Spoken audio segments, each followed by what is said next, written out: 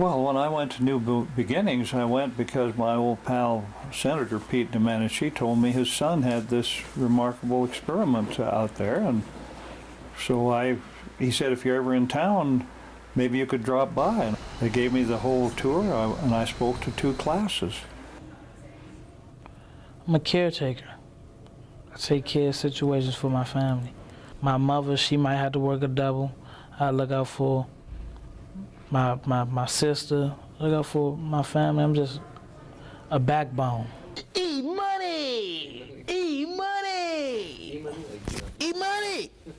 Oh, okay. All right. Say now, I'll tell you my age while I'm here. I thought it was terrific, but it was heavily secured.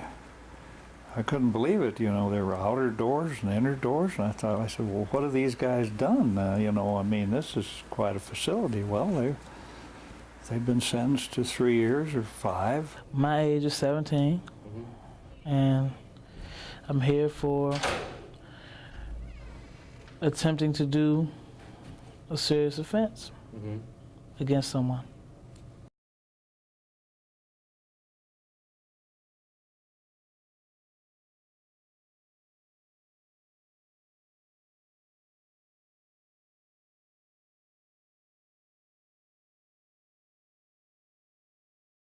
Vinny, you too, Vinny. You too, Vinny.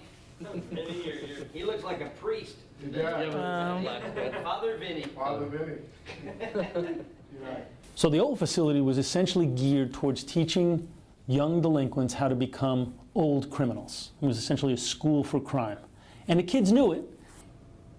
I was put in the Oak Hill first time, 2007. This is where their recreation yard was right there, that enclosed area. They didn't have recreation with the rest of the population. I mean, the rooms were so hot that if they had asthma or were on psychotropic drugs, they could literally die. Right. There's no sprinkler system. Rats and cockroaches crawled on the kids at night, so they had to stuff their clothes around the toilets. It was just a nightmare. When I was in a situation where it was gates on windows and stuff, a lot of times I'd be angry. I wouldn't even know what I'm angry for. I wouldn't even know what I'm angry at. And the program, I think, matched the physical plant nightmare. I think people were doing things that peaked at uninteresting and phlegmatic and bottomed out at abusive and neglectful. These were the 2 suicide rooms right here. So, you know, the system has to sort of move itself away from over-reliance on large, locked, secure confinement to more reliance on small, locally based, community-based, non-secure and secure confinement. That takes a little time. Because at one time, yeah, remember, we talking maybe 260 residents at one time. How many are there now at the new facility? No, 60. 60. A little less than 60. Right. You restrain them, you lock them down, you handcuff them, you pepper spray them, and then 9 months later you release them and say, go forth and sin no more? Well, you're not going to have 4 guards walking around with them when they get out into the community. These old rooms were more to punish the kids rather than rehabilitate them. They weren't model citizens when they left. We think what our reform effort is doing is helping these kids become better citizens and more productive people when they leave here. A lot of our kids go to college after they leave here, which was unheard of back before the reform effort began.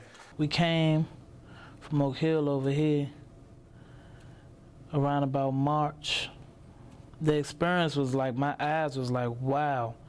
I was looking everywhere like, man, what is this place? You know, I ain't never seen nothing like it. Going into New Beginnings Youth Development Center, which was named by a current employee who works there now. They engage your family 100% along the way.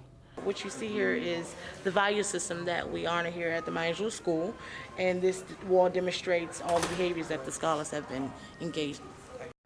You get family team meetings on certain levels.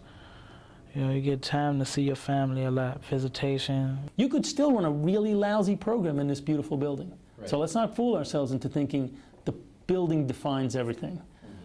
I'm taking some college courses right now, beneficial activities here that I've been doing, football,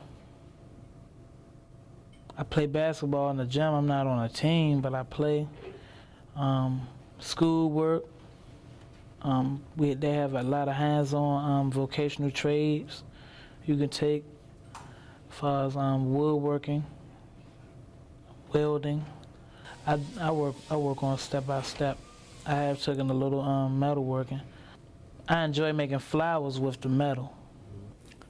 The kids hate the cops, and many of the cops hate the kids, and that's not a good thing. I mean, we want our young people to be productive members of society, and you know what? Most productive members of society don't hate the cops. They see the cops as people that help keep them from being crime victims, right? We work with the police department. They gave us guns that were seized in crimes, right, or bought in those buyback programs. Right. They destroyed the guns so they were inoperable. They gave them to us so the young people could turn them into artwork in what we call our Guns to Roses program. And we built a whole program around it. The police came and talked to the young people about gun violence. We brought in several victims groups where the victims had been either personally victimized or had loved ones who were victimized, generally killed with guns. And the young people essentially symbolically turned these weapons that harm people into something that's beautiful. This building is designed to promote engagement between staff and young people, and to keep young people from acting out by programming them, by helping them turn their lives around, not by physically restraining them. Yes, this environment did teach me a handsome amount of self-respect.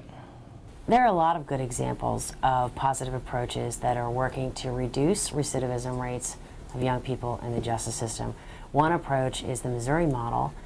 It's as one blue ribbon commissioner in Washington, D.C. said once they came to Missouri and looked at the program, it's like an artichoke, layers and layers and layers of things to make the program work, but in the middle of it, there's a big heart.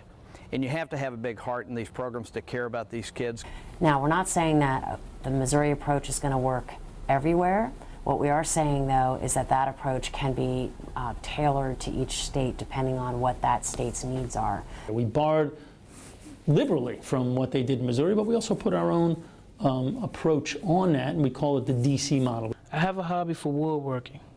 So when I get out, I probably try to look for, go into an apprenticeship, get a car, house, job, live well for myself.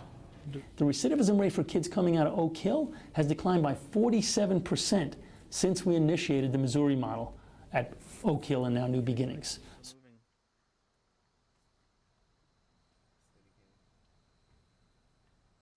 Wyoming Kids Count, a project of the Wyoming Children's Action Alliance, working to improve and promote the well-being of Wyoming's children and families.